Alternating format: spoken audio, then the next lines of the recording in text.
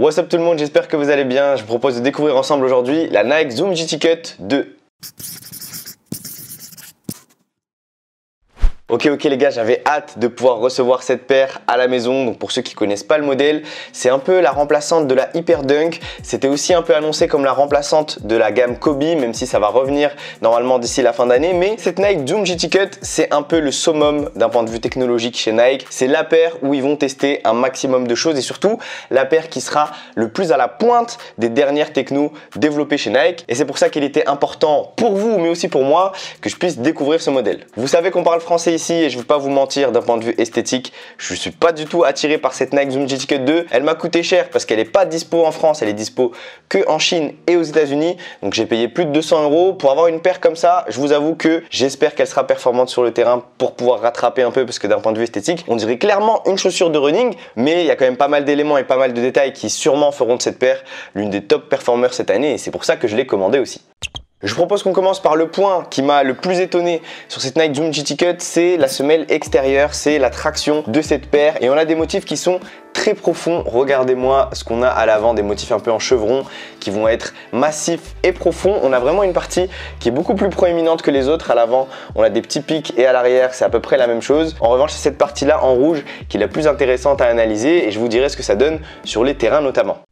Le deuxième point intéressant sur cette chaussure, c'est surtout la légèreté qu'elle propose. Regardez, on peut la plier un peu comme on veut, comme un chewing-gum, et surtout l'empeigne de la chaussure est très légère. Donc pour les joueurs qui recherchent avant tout de la légèreté sur le terrain, ce sera sûrement l'une des meilleures options. J'ai rarement vu une empeigne aussi légère, aussi fine, mais avec des renforts sur le côté aussi. Donc je suppose que ça doit coûter cher à la fabrication, mais c'est le mélange parfait, je pense, entre maintien et légèreté. Je vous en dirai plus normalement lors du test, mais pour l'instant, elle me dégage un aspect très positif et j'ai hâte de vous en dire plus.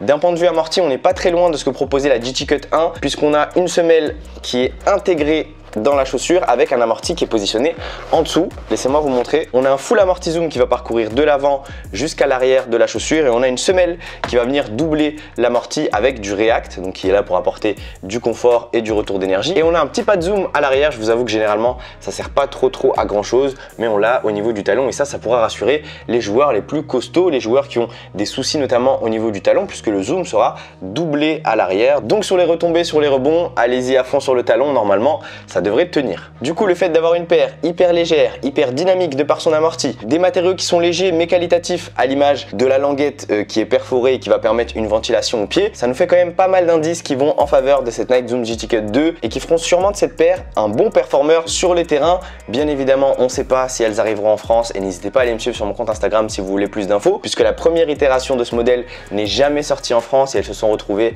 à 400, 500, 600 € sur les sites de revente, StockX pour pas les nommer. Sur cette GT Cut 2, j'ai pris le pli de les commander en avance avant que le prix ne s'envole et que je ne puisse jamais les commander. C'est pour ça que je les ai eu un peu en avant-première. J'espère qu'elles arriveront en France. Et pour être tout à fait transparent et vous donner mon avis, j'ai l'impression que c'est un peu la suite des modèles Kobe que Nike a voulu proposer, en ne sachant pas réellement si Kobe allait proposer d'autres types de modèles ou pas avec Nike. Je pense que Nike a assurément gardé sa place avec ce modèle, puisqu'il arrive juste à la fin de la gamme Hyper Dunk, juste après le conflit entre Nike et Kobe. On a des top performers, c'est pas des signature shoes. Elles sont proposées à un prix qui est quand même assez costaud, et c'est un peu un positionnement qui est différent, puisque Nike propose ses propres modèles à des tarifs dignes du signature shoes comme une LeBron ou une Kobe, des matériaux et des technologies de dernière génération, et un design qui était stylé sur le premier modèle et qui l'est beaucoup moins sur le deuxième. Donc moi je pense que ce modèle va concrètement très bien marcher aux États-Unis et peut-être en France si ça arrive, malgré le prix qui est très costaud, puisque à mon sens c'est quasiment un sans faute d'un point de vue global et sur mes premières impressions sur cette Nike Zoom GT Cut 2. Alors bien évidemment, je les ai reçus à la maison et je les ai portés directement lors de mes sessions à la Hoops Factory, et ce que je peux vous dire sur cette paire, c'est qu'elle a quand même répondu aux attentes. De par sa légèreté et le fait qu'elle maintienne quand même plutôt bien le pied, de par son amorti qui à mon sens est assez exceptionnel, puisqu'on a le bon rapport entre les sensations sur le terrain et un grip de qualité, et qui surtout paraît durable puisque les motifs sont très profonds, donc potentiellement recommandable pour de l'extérieur, mais au prix auquel elles sont proposées, ça reste quand même un risque. D'un point de vue maintien, on est réellement pas mal, et pour les joueurs qui sont assez corpulents et costauds, moi je mets pas mon veto sur cette GT Cut 2. Et surtout, d'un point de vue confort, je dirais pas que c'est la paire la plus confortable du game. En revanche, on est sur une empeigne qui est assez minimaliste et qui du coup va favoriser la légèreté. Vous vous sentirez très léger dans cette GT Cut 2. On dirait une paire de running avec un peu plus d'amorti et un peu plus de maintien, et ça c'est assez positif malgré le fait que les shoes de basket ont toujours eu cette image d'être un peu plus lourdes, beaucoup plus dures à porter, beaucoup moins confortables que les chaussures de running qui pèsent 200 ou 250 grammes. J'ai l'impression qu'on arrive au juste milieu entre les deux et que surtout ce sera un top performer cette année.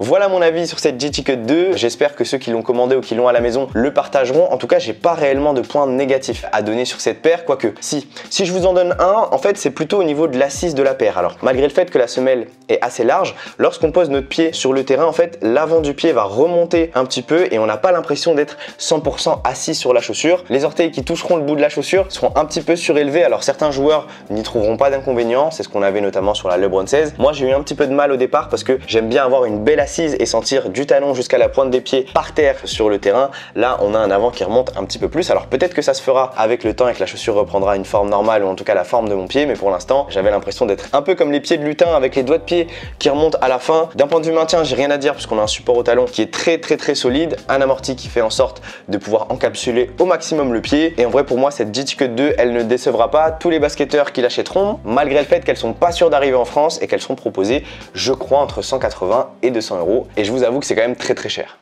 Voilà les amis, je pense qu'on a fait le tour. Vous avez mon avis sur cette Nike Zoom GT Cut 2. N'hésitez pas à liker la vidéo et à vous abonner à la chaîne si vous êtes nouveau. Il y a d'autres unboxings qui vont arriver dans les prochains jours. Prenez soin de vous. Bang!